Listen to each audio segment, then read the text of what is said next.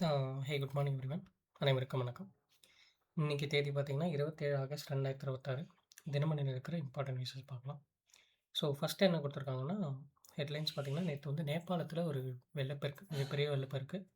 கிட்டத்தட்ட ஒரு 157 பேர் வந்து இறந்து போயிருக்காங்க. சரிங்களா? அங்கேருந்து மக்களாகட்டும், டூரிஸ்ட்டாக வந்தவங்க ஆகட்டும், எல்லோரும் சேர்த்து. அதே மாதிரி இந்தியர்களும் வந்து மாயமாயிருக்காங்க. 133 இந்தியர்கள் மாயம். மொத்தம் பேர் பார்த்தீங்கன்னா 750 பேர் கிட்ட மாயமாயிருக்காங்க. ஸோ இது ஒரு இயற்கை பேரிடரா ஆ த ஆ என்ன சொல்கிறது, எப்படி ஆச்சுன்னே நமக்கு தெரியல. என்ன குறிப்பிட்றாங்க அப்படின்னு பார்த்தீங்கன்னா, நேற்று வந்து இந்த மலைகள் இந்த ஆ மலை இந்த பனிக்கட்டிலாம் விழுந்ததால வெள்ளப்பெருக்கு ஏற்பட்டிருக்கு அப்படின்றத சொல்லியிருக்காங்க. சரியா?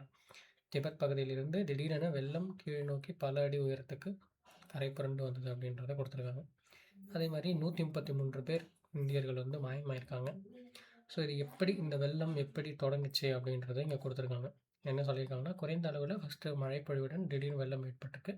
முதல் கட்ட காரணம் பார்த்திங்கன்னா பனிப்பாறைகள் சரிவு. ஸோ பனிப்பாறைலாம் இமயமலையிலேருந்து அந்த பனிப்பாறைலாம் சரிஞ்சு இமயமலையை சுற்றி இருக்கக்கூடிய அந்த மலைகள், சரியா? அந்த பனிப்பாறைகள்லாம் சரிஞ்சு தண்ணியில் விழுந்ததால இந்த ஒரு வெள்ளப்பெருக்கு ஏற்பட்டிருக்கு அப்படின்றத இங்கே கொடுத்துருக்காங்க. ஓகே.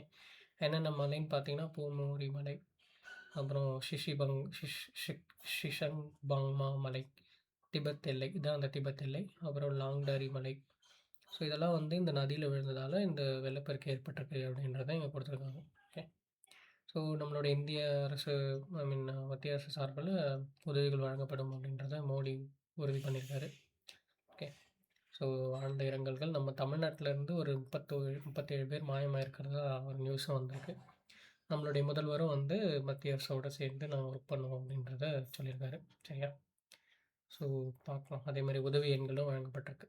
ஓகே. ஸோ இது எக்ஸாம் பாயிண்ட் ஆஃப் வியூவில் இல்லை, பட் வெள்ளம் எப்படி ஏற்பட்டது அப்படின்றத இங்கே ஒரு என்விரான்மெண்டல் இதுவில் நம்ம இதை தெரிஞ்சுக்கணும். ஓகே, சரி. ஸோ நெக்ஸ்ட்டு வந்தோம்னா, செய்திகள் குறைவு தான் இன்றைக்கி, ஏன்னா நேற்று வந்து ஹாலிடேன்றதுனால. ஸோ அடுத்த நியூஸ் பார்த்தோம்னா, தமிழ்நாடு மாநில உரிமை ஆணைய உறுப்பினர்களை வந்து நியமிச்சிருக்காங்க. சரியா? So state human rights commission. Okay. So இதில் வந்து பார்த்திங்கன்னா, ஓய்வு பெற்ற ஐஏஎஸ் அதிகாரி சுகந்தி அப்படின்றவங்களையும், அப்புறம் சென்னை உயர்நீதிமன்ற ஓய்வு பெற்ற நீதிபதி ஆர்என் மஞ்சுளா அப்படின்றவங்களையும் நியமிச்சிருக்காங்க. சரிங்களா? ஸோ இவங்களோட பதவிக்காலம் வந்து 3 ஆண்டுகள். ஒரு உறுப்பினர்களை அப்போதைக்கு இவங்கள நியமிச்சிருக்காங்க. சரியா? ஸோ இதை மட்டும் நோட் பண்ணிக்கோங்க. அடுத்து வந்தோம்னா, ஸோ ஃபுல்லாகவே இந்த நேபாள் நியூஸஸ் தான் இருந்துச்சு. ஓகே. அதே மாதிரி பார்த்தீங்கன்னா, இங்கே ஒரு நியூஸ் கொடுத்துருக்காங்க. தமிழ் வழியில் படித்தோருக்கு இடஒதுக்கீடு ஒரு முறை மட்டுமே சலுகை பெற முடியும். புதுத்திருத்த மசோதாவுக்கு ஆளுநர் ஒப்புதல். ஸோ நமக்கு தெரியும், நம்ம கவர்மெண்ட் எக்ஸாம்ஸில் பார்த்தீங்கன்னா, டிஎன்பிஎஸ்சி ஆகட்டும், இதுவாகட்டும், ஃபஸ்ட் ஸ்டாண்டர்ட்லேருந்து நீங்கள் தமிழில் படிச்சிருந்தீங்க, தமிழ் மீடியமில் படிச்சிருந்தீங்க அப்படின்னா, உங்களுக்கு வந்து ஒரு 20% ஒதுக்கீடு இருக்குது. சரிங்களா? ஓகே. ஸோ இதில் வந்து பார்த்திங்கன்னா, நிறைய பேர் வந்து செகண்ட் டைமாக அதை வந்து யூஸ் பண்ணிக்கிறாங்க அப்படின்றத ஒரு குற்றச்சாட்டு இருந்தது. ஸோ அதை வந்து நிறுத்துற விதமாக ஒரு இதை வந்து ஒன் டைம் மட்டும்தான் நீங்கள் யூஸ் பண்ண முடியும். அந்த சலுகையை ஒன் டைம் மட்டும்தான் ஏதாச்சும் ஒரு ஜாபில் சேர்கிறதுக்கு நீங்கள் யூஸ் பண்ணிக்கலாம் அப்படின்றத இங்கே கொடுத்துருக்காங்க. ஓகே. ஸோ அதான் அந்த மசோதாவுக்கு ஆளுநர் வந்து ஒப்புதலும் அளிச்சிருக்காரு. ஓகேவா? இங்கே பார்த்தீங்கன்னா கொடுத்துருக்காங்க, சட்ட திருத்த மசோதாவுக்கு ஆகஸ்ட் 6ஆம் தேதி தமிழக ஆளுநர் ஒப்புதல் அளித்துள்ளார். இந்த புதிய சட்டத்தின்படி தமிழ் வழியில் படித்தோருக்கான 20% முன்னுரிமை ஒதுக்கீடு ஒரு நபர் ஒரு முறை மட்டுமே பெற முடியும். ஏற்கனவே தமிழ் வழி இடஒதுக்கீட்டில் அரசு பணியில் சேர்ந்தவர்கள் மீண்டும் இந்த உதவித்தொகையின் கீழ் பயன்பெற முடியாது. ஸோ ஆல்ரெடி ஒரு கவர்மெண்ட் ஜாப் இருந்துட்டு இன்னொரு எக்ஸாம் பாஸ் பண்ணி அதில் நீங்கள் அந்த 20% சலுகை வந்து பெற முடியாது. சரியா? ஸோ அதுக்கு நீங்கள் நார்மல் உங்களுடைய கேஷ் பேசிஸில் தான் நீங்கள் போகிற மாதிரி இருக்கும், கட் ஆஃப் பேசிஸில். ஓகே. ஸோ ஜஸ்ட் என்னன்றதை தெரிஞ்சுக்கோங்க. ஓகேவா? சரி.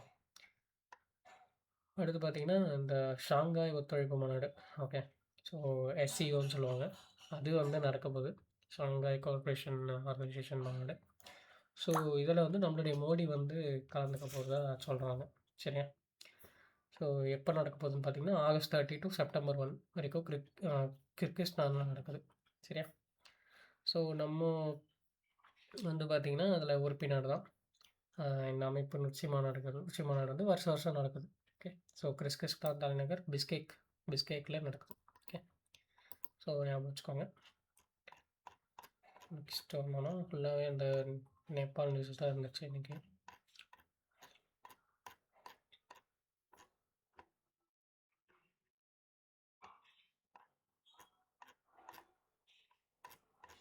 அவ்வளோதான் நினைக்கிறது முக்கியமான செய்திகள். நாளைக்கு செய்தித்தாள சந்திக்கலாம். தேங்க்யூ.